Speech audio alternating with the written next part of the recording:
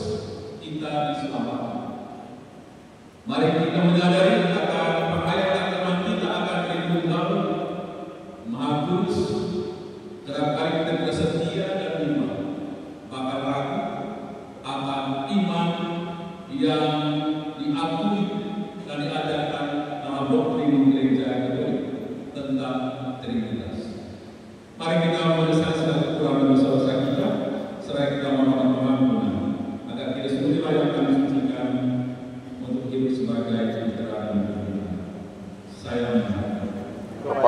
Allah yang Maha Kuasa, dan kepada saudara sekalian bahwa saya telah berdosa dengan pikiran dan perkataan, dengan perbuatan dan kelalaian. Saya berdosa, saya sungguh berdosa.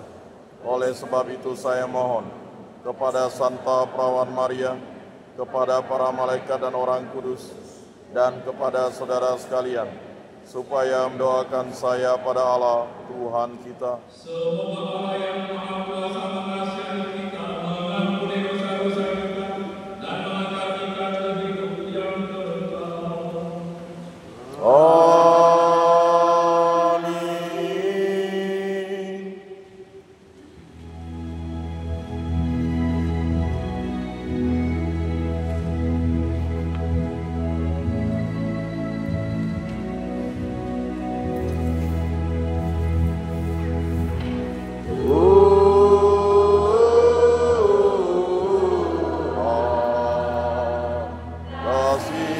Kasihanilah kami.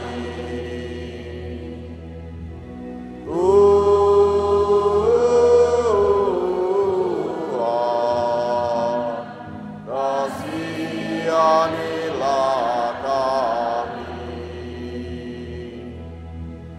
Kristus,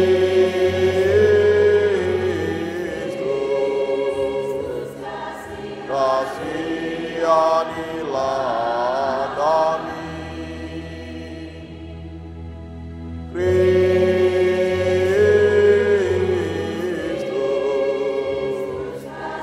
kasihanilah kami.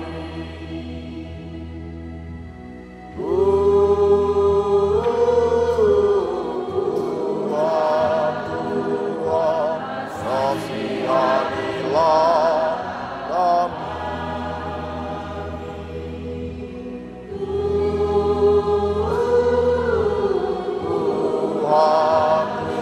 Tuhan, kasihanilah kami.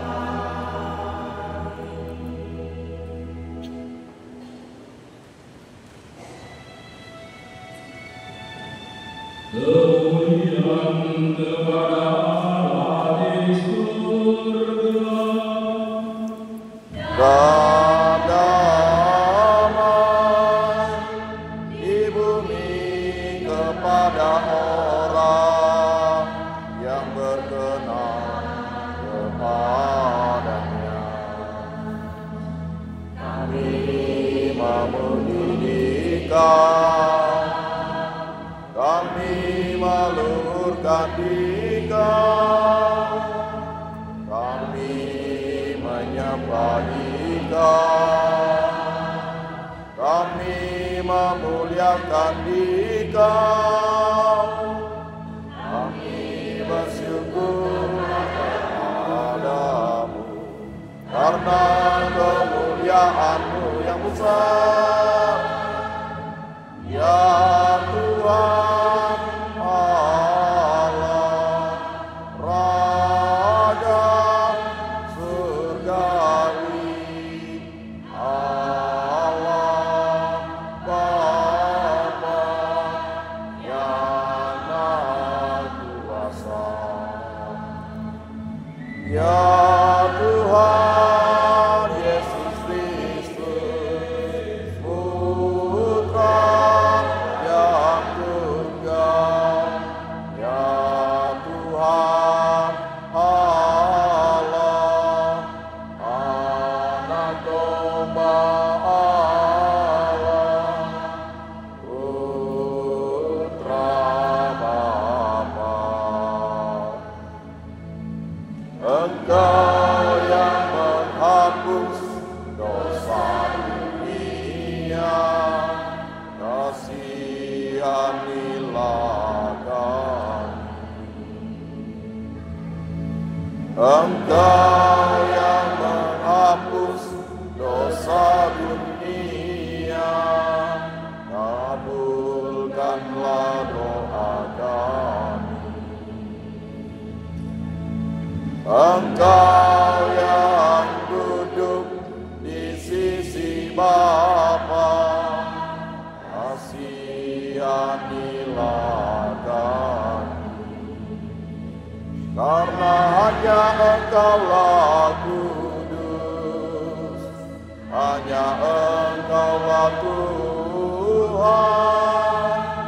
hanya Engkaulah Maha Tinggi, ya Yesus Kristus, bersama dengan Roh Kudus, dalam kemuliaan Allah Bapa.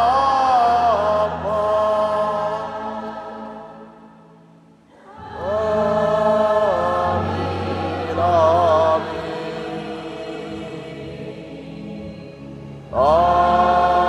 Amin, amin. Marilah berdoa. Allah Bapa yang Maha Kuasa dan Kekal, Engkau telah menyatakan kasih setia-Mu kepada kami dalam diri Yesus Kristus Putra-Mu dan Saudara kami. Penuhilah kami dengan Roh Kudus-Mu, dan perkenankanlah kami menyadari arti kehadiran-Mu bagi kami, yaitu sebagai sumber kekuatan dan kehidupan sejati. Dengan pengantaran Tuhan kami Yesus Kristus Putra-Mu, yang hidup dan berkuasa bersama di dalam persatuan Roh Kudus, Allah sepanjang segala masa.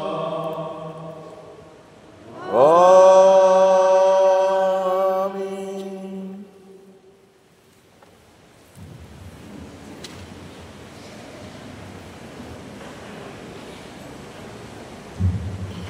Bacaan dari kitab Amsal.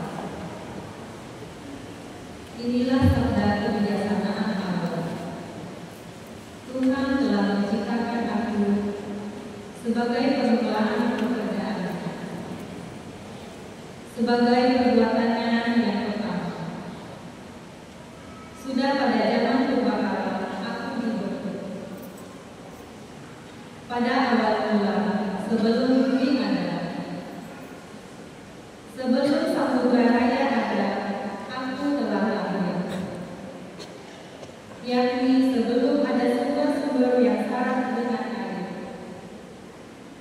Sebelum gunung-gunung tertanam, aku telah ada.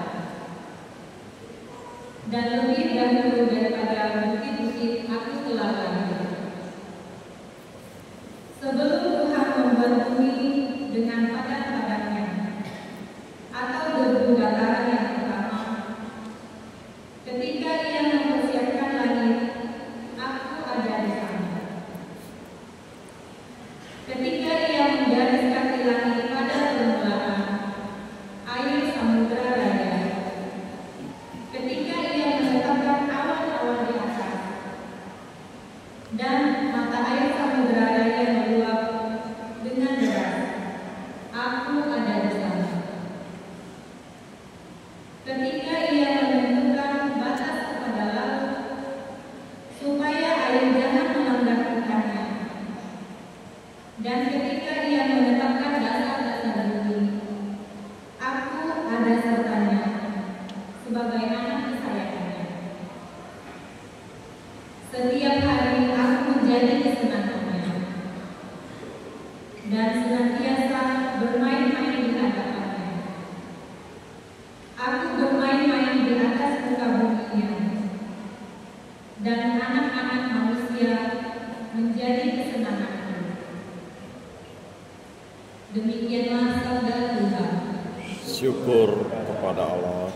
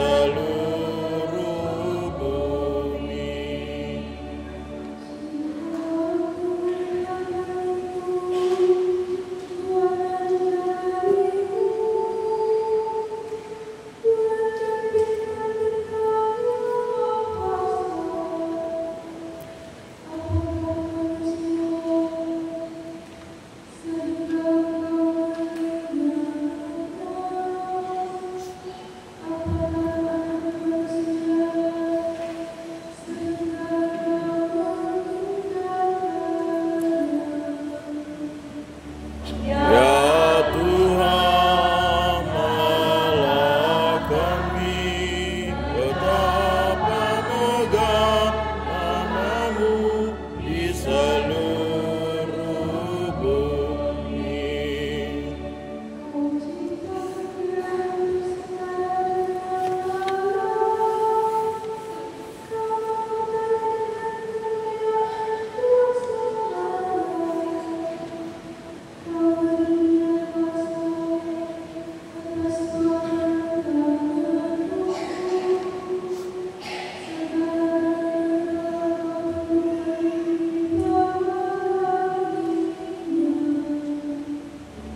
Ya Tuhan Allah kami, betapa megah nama-Mu di seluruh bumi.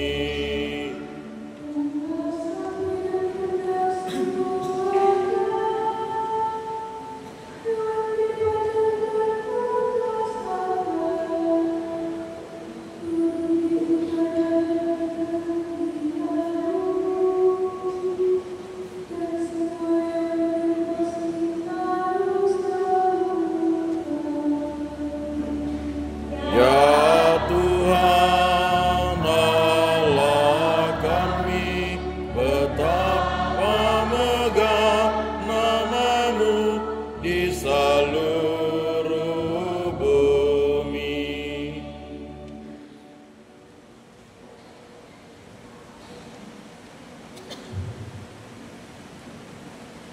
Bacaan dari surat Rasul Paulus kepada jemaat di Roma.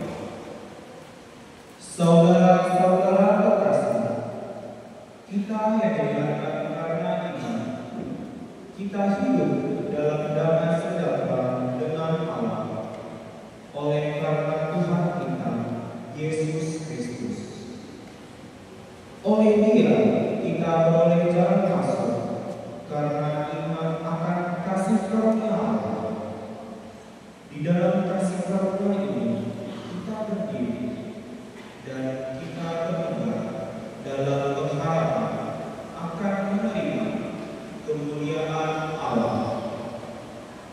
Bukan hanya itu saja, kita malah berubah juga dengan kesengsaraan kita, karena kita tahu bahwa kesengsaraan itu menimbulkan keteguhan. Keteguhan menimbulkan pahala puji, dan pahala puji menimbulkan pengharapan.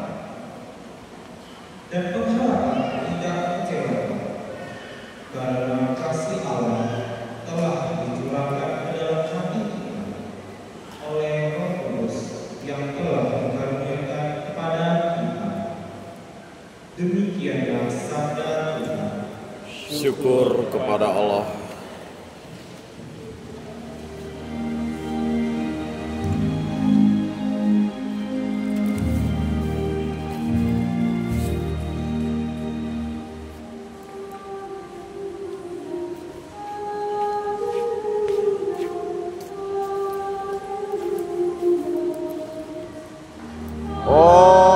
Haleluya, haleluya, haleluya.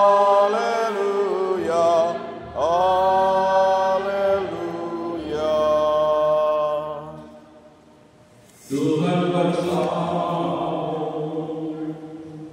Dan bersama rohmu.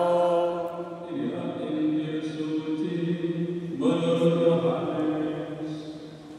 Dimuliakanlah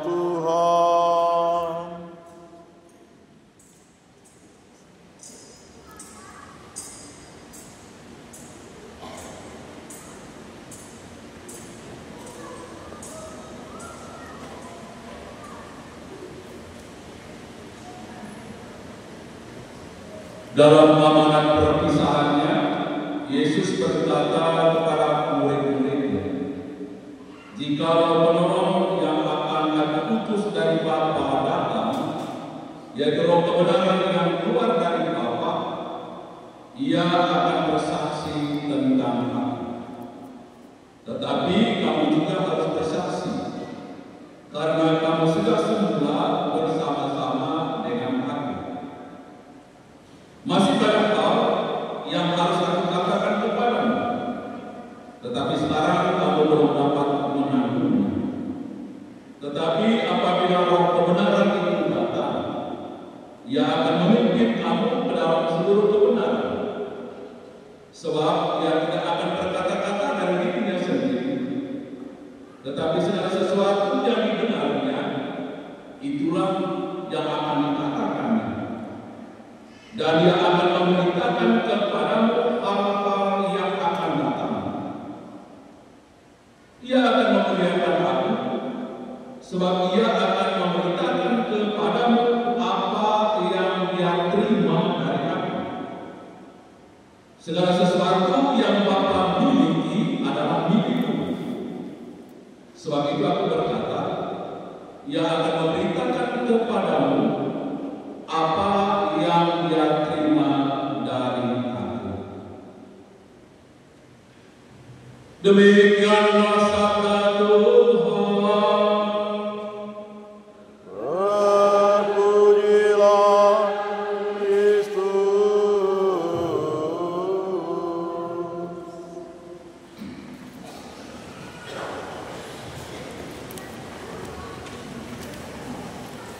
Kamu juga harus bersaksi. Bapak Ibu, saudara-saudari yang terkasih dalam Kristus, hari ini gereja merayakan hari raya Tritunggal Maha Kudus atau Trinitas. Allah yang kita imani itu adalah Allah yang esa, Allah yang tunggal. Tapi dalam tiga pribadi yang berbeda, Bapa, Putra atau Anak, dan Roh Kudus. Dan pribadi-pribadi ilahi ini, Bapa, Putra, dan Roh Kudus sering kita sebut ketika kita membuat tanda sana sebagai tanda kemenangan dan keselamatan kita. Dan bentuk tanda salib kita itu jelas. Coba lihat salib Yesus. Ada kayu panjang, ada kayu pendek. Buat tanda salib itu seperti itu. Di mana letak Bapa, di mana letak Putra, dan di mana letak Roh Kudus. Jarang dan kerap kali kita membuat tanda salib sekedar membuat tanda. Coba kalau kita masuk dalam gereja, celupkan jari di air berkat, kita buat tanda salib. Itu bukan tanda salib, itu usir lagi. Di mana letak Bapa? Di mana letak Putra? Dan di mana letak Roh Kudus? Dan saat kita membuat tanda salib harus sungguh mengiman akan apa yang kita buat, mengerti dan memahami peran yang dilaksanakan oleh tiga pribadi ilahi itu di dalam kehidupan kita dalam sekarang keselamatan. Dan iman akan Allah Tritunggal seringkali dipertentangkan oleh orang-orang yang tidak mengimani. Kerap kita berhadapan dengan orang-orang yang mengatakan iman orang Kristen, iman orang Katolik itu mereka mengakui tiga Allah. Benarkah demikian? Dan kalau kita berhadapan dengan pertanyaan seperti itu, kita seringkali tidak mampu untuk memberikan penjelasan. Karena memberikan penjelasan tentang misteri Allah itu tidak ada akal budi Semakin kita menjelaskannya, semakin miskin di dalam iman. Tritunggal berbeda dengan Tritrisme. Kalau Tritrisme jangan tidak ada. Tapi iman orang Katolik bukan tidak ada. Tapi satu Allah dalam wujud tiga pribadi yang berbeda. Dan tidak semua orang bisa mengerti dan memahami akan misteri ini. Karena itu Santo Anselmus mengatakan begini dalam pengakuannya, credo ut intelita. Aku percaya supaya aku mengerti. Dan ini sejalan dengan pengakuan iman kita. Kita semua yang telah dibaptis dan mengikuti Kristus bukan pertama-tama karena kita telah melihat Tuhan kita, tapi karena kita percaya. Karena itu Yesus memuji orang-orang yang percaya walaupun tidak melihat. Berbahagialah mereka yang tidak melihat namun percaya. Demikian juga dengan kita yang telah mempersatukan diri sebagai murid-murid Tuhan. Kita semua, saya yakin, belum pernah melihat Yesus dengan kasat mata, tapi kita percaya bahwa Dia ada pribadi kedua yang diutus oleh Allah untuk menyelamatkan kita. Ia datang untuk melaksanakan tugas, pekerjaan, dan kehendak Bapaknya untuk menyelamatkan kita umat manusia.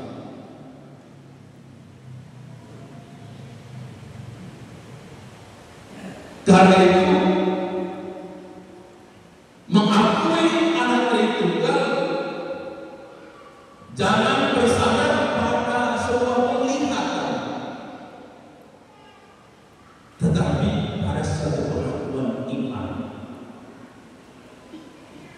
Dan Allah sendiri menghendaki supaya kita mengimani dan percaya, supaya pada akhirnya kita bisa mengerti dan memahami akan rahasia, akan misteri Allah Tritunggal. Bapak Ibu Saudara-saudara yang terkasih, Allah disebut Bapa karena Dia adalah pencipta. Dan dengan penuh kasih Ia menyatakan kasih-Nya itu kepada kita umat manusia sebagai ciptaan. Paulus sendiri katakan, karena begitu besar kasih Allah akan dunia ini, sehingga Ia mengutus Putra-Nya yang tunggal supaya setiap orang yang percaya memperoleh keselamatan.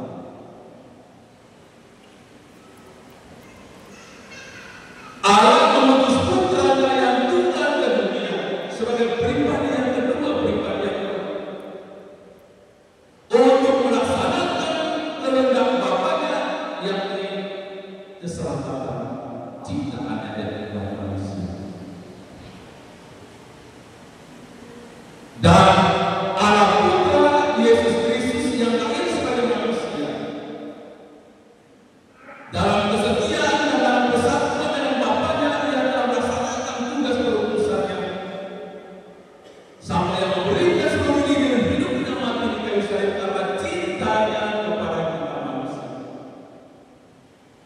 Karena Allah sendiri menghendaki agar semua ciptaannya terutama manusia itu memperoleh keselamatan, bukan mengalami kebinasaan. Karena itu Yesus kata, Allah hadir sebagai dalam diri seorang manusia untuk hadir dan mendekatkan Allah Bapaknya bagi ciptaan, bagi umat manusia. Dan Yesus sendiri mengatakan, siapa yang melihat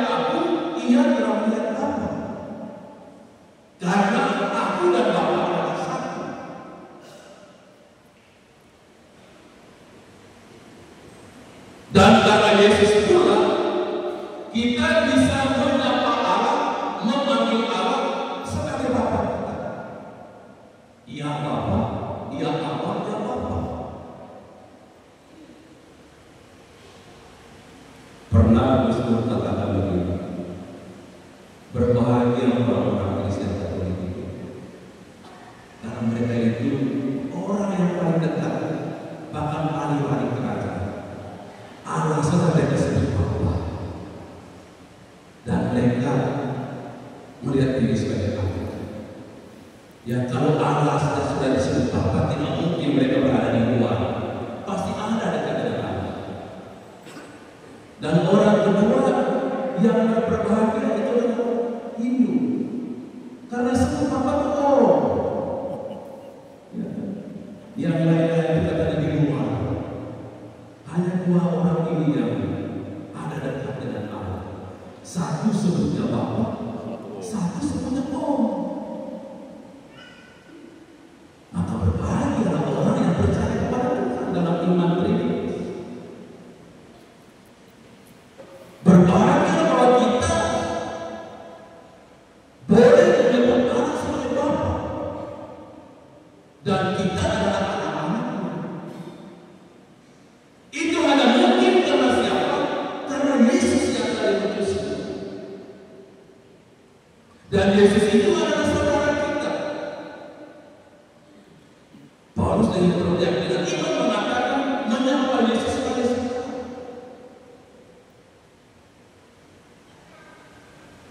Dan kalau kita sungguh setia dalam iman seperti ini, maka kita memang adalah ahli-waris kerajaan surga. Kita tercatat sebagai anggota keluarga Allah sendiri. Kalau tidak mau menjadi anggota keluarga Allah itu urusan sendiri, ya. Tapi Allah sudah menempatkan kita dalam persekutuannya yang besar sebagai anggota keluarga, sebagai warga kerajaan, sebagai ahli waris. Dan saat kita dibaptis dalam iman Trinitas. Aku membaptis engkau dalam nama Bapa dan Putra dan Roh Kudus. Itu formula resmi pembaptisan dalam Gereja Katolik. Kita dibaptis bukan hanya dalam nama pribadi kedua, aku membaptismu dalam nama Putra, tidak ada. Dan Gereja Katolik juga tidak dibaptis hanya dengan menggunakan nama pribadi ketiga, Roh Kudus. Aku membaptis engkau dalam nama Roh Kudus, tidak. Tapi dalam satu kesatuan, Allah Bapa, Allah Putra, Allah Roh Kudus. Dan itu doktrin iman Gereja Katolik. Dan untuk memahami, mengerti misteri ini memang tidak mudah. Setelah Yesus naik ke surga, dia berjanji kepada para muridnya bahwa aku akan minta kepada Bapa untuk mengutus seorang penolong yang lain, yang Roh kebenaran. Maka Roh Kudus itulah yang menjiwai seluruh kehidupan. Roh Kudus itulah yang melanjutkan karya keselamatan yang kami mulai pada Allah Putra. Roh Kudus itulah yang menuntun setiap orang yang percaya pada seluruh kebenaran yang kami ajarkan oleh Allah Putra. Dan Roh Kudus itulah yang juga menunjukkan kepada setiap orang yang percaya jalan menuju keselamatan. Dan Roh Kudus itu telah dianugerahkan kepada kita sejak kita diperlukan. Dialah yang memampukan kita hidup sebagai putra dan putri Allah, hidup dalam kebenaran yang berasal dari Bapa dan yang telah diajarkan oleh Allah Putra Yesus Kristus. Karena itu di dalam kitab suci dan dalam doktrin Gereja Katolik, dosa yang tidak bisa diampuni adalah dosa melawan Roh Kudus. Karena apa? Karena sudah melawan Roh Kudus semua apa? Karena Roh Kudus itu yang menuntun kita. Tidak hanya mengerti dan memahami setiap ajaran sampai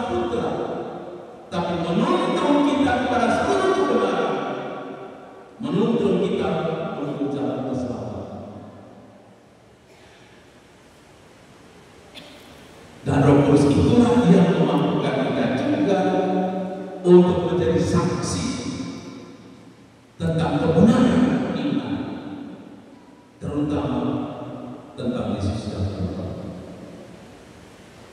Karena itu Yesus berpesan, kamu juga harus bersaksi tentang kebenaran. Kebenaran yang berasal dari Bapa dan Putra.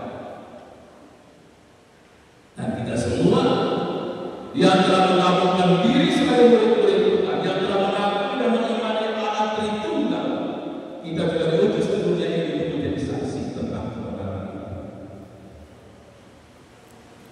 Karena itu melalui perayaan hari raya Tritunggal Tuhan Kudus ini, hendaknya membangunkan di dalam diri kita satu fondasi iman yang kuat, kesetiaan di dalam iman akan Trinitas, dan jangan pernah tergoyahkan oleh berbagai macam suara yang datang dari luar. Kalau kita merasa yakin bahwa melalui iman akan Allah Tritunggal kita sampai pada keselamatan abadi, ngapain kita percaya pada Allah? Ngapain kita meragukan akan segala macam ocehan, atas segala macam pertentangan yang bukan dari orang yang percaya, tapi sebaliknya orang yang tidak percaya. Kadang bahkan banyak orang Katolik tinggalkan imannya karena tidak sakit untuk mengerti dan memahami misteri hari Tuhan. Lebih parah lagi, banyak orang Katolik tinggalkan imannya karena sering mendapatkan ocehan dari sesamanya. Kamu itu percaya pada tiga Allah. Bukankah Allah itu adalah Allah yang esa? Kok kamu orang Katolik yang percaya pada tiga Allah? Karena kita tidak mampu menjelaskannya, udahlah pindah aja. Ya. Itu artinya iman itu tidak berakar di dalam diri.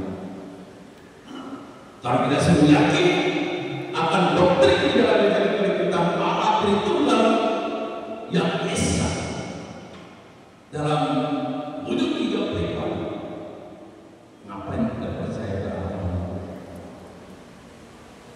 Karena itu perayaan Ekaristi hari Tritunggal Kudus hendaknya semakin membangunkan di dalam diri kita kesadaran akan iman yang kuat kepada Allah Tritunggal, menghayatinya, menghidupinya di dalam kehidupan kita setiap hari.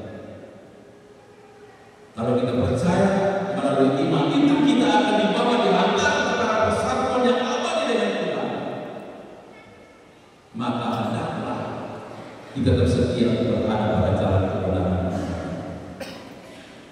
Bapak Ibu Saudara-saudara yang terkasih, kesatuan yang mesra dan intim yang terjalin antara Bapa, Putra, dan Roh Kudus, yang diikat oleh kasih yang besar, hendaknya juga menjadi dasar setiap persatuan, persekutuan yang kita bangun di dalam kehidupan kita.